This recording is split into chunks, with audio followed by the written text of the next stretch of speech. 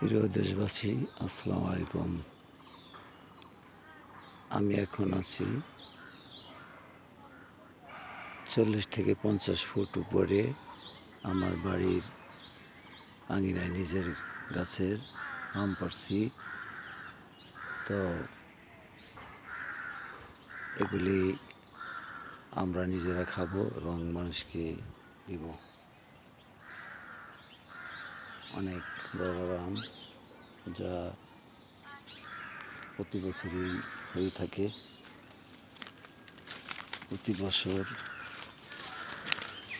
আমরা বস্তায় বস্তা আম মানুষকে দিয়ে থাকি। আত্মীয় স্বজন, আশেপাশে প্রতিবেশী সকলকেই দিই। তো এবছর একটু কম হয়েছে, আম বাদুড়ে খায়, পড়ে গেছে। তারপরেও এখনো গাছে অনেক আছে। তো এগুলি আমি পারছি।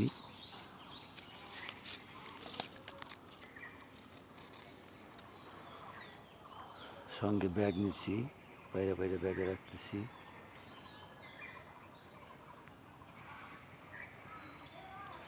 চিকুন ডালে আমগুলি ঝুলছে।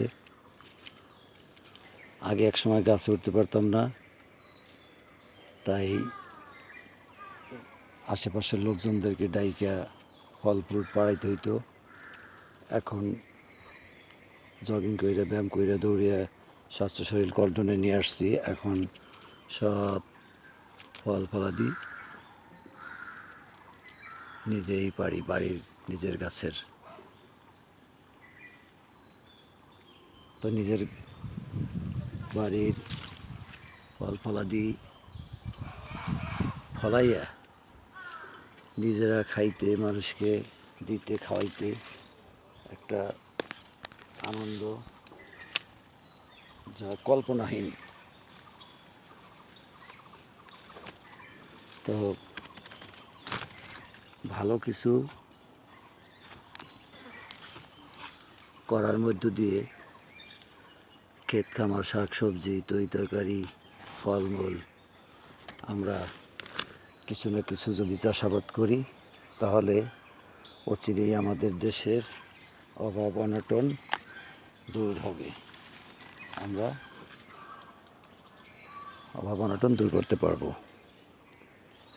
নিজেদের হাতের শাক সবজি, তরি তরকারি, ফলমূল পিওর, সার ঔষধ দেওয়া লাগে না।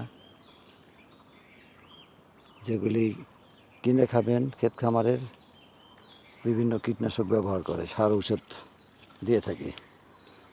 নিজে ফলাবেন, নিজে ফলাই খাবেন, সেটার সুস্বাদ, পিওর জিনিস, টাটকা জিনিস, অন্যরকম স্বাদ।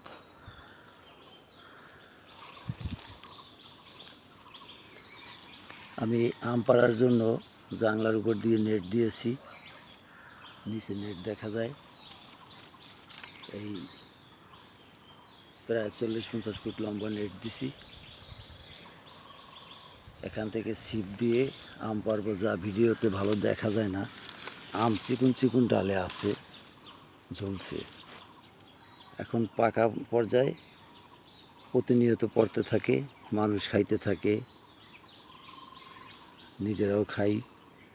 তো আজকে ভাবলাম যে এখন জ্যৈষ্ঠ মাস, তো আম পাইকে গেছে, আমগুলি পারি। অবশ্য আমি সঙ্গে একটা কোটা নিছি। এই চিকুন ডালের আমগুলি কোটা দিয়ে পারবো।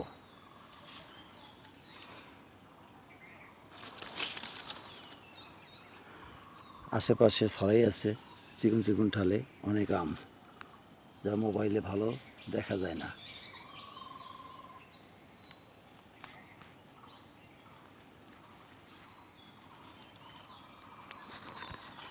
মাশাআল্লাহ, আমি কিছু আম পারছি আমার ব্যাগের ভিতরে। বড় বড় আম, সব আমগুলি পাকা আম পাইকে যাবে।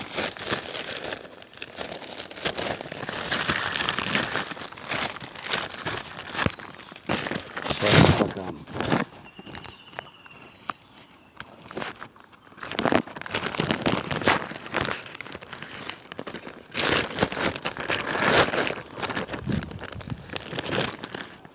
পাকা আম পাওয়ার জন্য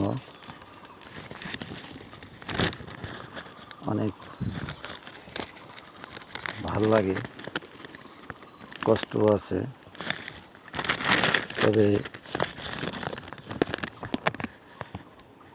আম পাড়ার টেকনিক জানতে হবে।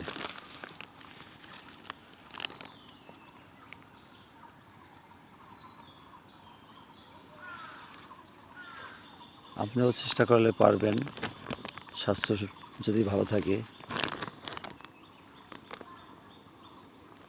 সুস্বাস্থ্য ভালো থাকলে, আপনি যদি সুস্বাস্থ্যের অধিকারী হন তাহলে আপনিও পারবেন। তাই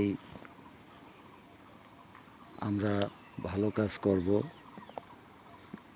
ভালো কিছু করব, মানুষের সঙ্গে ভালো আচরণ করব, ভালো নীতি নিয়ে চলব, ভালো আদর্শ নিয়ে চলব, নীতিবান হব, আদর্শবান হব, দুর্নীতি অপকর্ম করব না, মিথ্যা অন্যায় অত্যাচার করব না, মানুষকে ঠকাবো না। মুসলমান সবচেয়ে মানুষকে মিথ্যা এবং মুসলমান আপনজনদেরকে ঠকায়, আপনজনের সঙ্গে প্রতারণা করে। এই কারণে মুসলমান আজকে একের পর এক বিশ্বে মুসলমান মার খেয়ে যাচ্ছে। কারণ কি? কারণ হচ্ছে হিংসার জন্য, অপনিন্দার জন্য। আজকে মুসলমান ধ্বংস হয়ে যাচ্ছে খালি হিংসার কারণে। তারা আপনজনদেরকে, স্বজনদেরকে নীতি আদর্শ ভালো রাখে না, তাদেরকে ঠকায়, মিথ্যা কথা বলে, অন্যায় অত্যাচার করে, অপকর্ম করে, হিংসা করে, নিন্দা করে, ঘৃণা করে, যার জন্য আজকে মুসলমান মার খেয়ে যাচ্ছে।